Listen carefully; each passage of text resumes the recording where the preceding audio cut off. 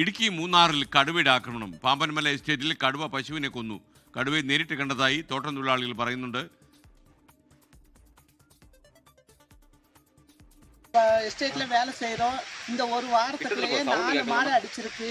நாங்கள் வேலை செய்யறதுலேருந்து 50 மீட்டர் கூட இல்லை. நாங்கள் 2 மணிக்கு வேலை செஞ்சுட்டு இருக்கோம். காப்பி வாங்கிட்டு பொம்பளையால் ஒத்தையில் வர்றாங்க.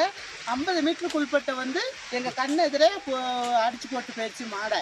ஒரு வீட்டிலேயே 4 மாடு இந்த வாரத்துக்குள்ளேயே அடியாயிருக்கு.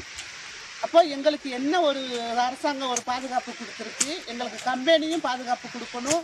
எங்களுக்கு நாங்களே பாவப்பட்டவங்க அன்னன்னைக்கு കൂലി വേല செஞ்சு தான் நாங்கள் சாப்பிட்றோம். രാഹുൽ വിജയൻ കട്ടപ്പനയിൽ നിന്ന് കൂടുതൽ വിവരങ്ങൾ നൽകും. രാഹുൽ, കൂടുതൽ വിശദാംശങ്ങൾ എന്തൊക്കെയാണ്? ഈ തോട്ടം തൊഴിലാളികൾ മറ്റൊരു ഉപജീവന മാർഗം എന്ന നിലയിലാണ് ഈ കന്നുകാലികളെ വളർത്തുന്നത്. പക്ഷേ മൂന്നാറിലെ കടുവകൾ ഈ വ്യാപകമായിട്ട് ഈ കന്നുകാലികളെ കടിച്ചു കൊലപ്പെടുത്തുകയാണ്. ഈ പാമ്പൻമലയിലാണ് കഴിഞ്ഞ 3 ദിവസത്തിനിടെ 4 ഈ പശുക്കളെ കടുവ ആക്രമിച്ച് കൊന്നത്. ഒരാളുടെ അതായത് ഒരു തോട്ടം തൊഴിലാളി ഈ കടുവ ആക്രമിക്കുന്നത് നേരിട്ട് കണ്ടു എന്നുള്ളതാണ് പറയുകയും ചെയ്തിട്ടുള്ളത്. 50 മീറ്റർ ദൂരത്തിൽ ഈ കടുവ ആക്രമിക്കുന്നത് പശുവിനെ കൊലപ്പെടുത്തുകയും ചെയ്യുന്നത് കണ്ടു എന്നുള്ളതാണ് തോട്ടം തൊഴിലാളികൾ പറയുന്നത്. വനംവകുപ്പിന്റെ ഇടപെടൽ കാര്യക്ഷമമല്ല എന്നുള്ളൊരു പരാതി കൂടിയും ഈ തോട്ടം തൊഴിലാളികളും നാട്ടുകാരും മുന്നോട്ട് വെക്കുന്നുണ്ട്. വലിയ തരത്തിലുള്ള ആശങ്ക സ്വാഭാവികമായിട്ടും അവർക്കുണ്ട്. കടുവ തന്നെയാണെന്ന് വനംവകുപ്പ് സ്ഥിരീകരിക്കുകയും ചെയ്തിട്ടുണ്ട്.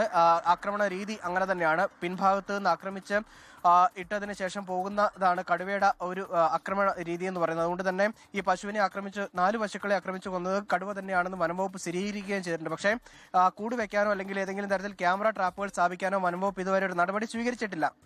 കാരണം ഇത് വനമേഖലയോട് ചേർന്നുള്ള പ്രദേശമാണ്. ഇവിടെ കടുവയുണ്ട് എന്നുള്ളൊരു വാദത്തിലാണ് വനംവകുപ്പ് ഉള്ളത്. പക്ഷെ അങ്ങനെയല്ല. ഇത് തോട്ടമേഖല ആയതുകൊണ്ട് തന്നെ തൊഴിലാളികൾ എപ്പോഴും പോകുന്നതായതുകൊണ്ട് തന്നെ ജനവാസ കേന്ദ്രമായതുകൊണ്ട് തന്നെ കൃത്യമായ ഇടപെടൽ വനംവകുപ്പ് നടത്തണം എന്നുള്ളൊരു ആവശ്യം നാട്ടുകാർ മുന്നോട്ട് വെക്കുന്നുണ്ട്. അല്ല എങ്കിൽ വലിയ തരത്തിലുള്ള പ്രതിഷേധം ഇനി നാട്ടുകാരുടെ ഭാഗത്തു നിന്നുണ്ടാകും എന്നുള്ളൊരു മുന്നറിയിപ്പ് കൂടിയാണ് ഇപ്പോൾ പ്രതികരിച്ച ആളുകൾ ഉൾപ്പെടെ പറയുകയും ചെയ്തിട്ടുള്ളത്.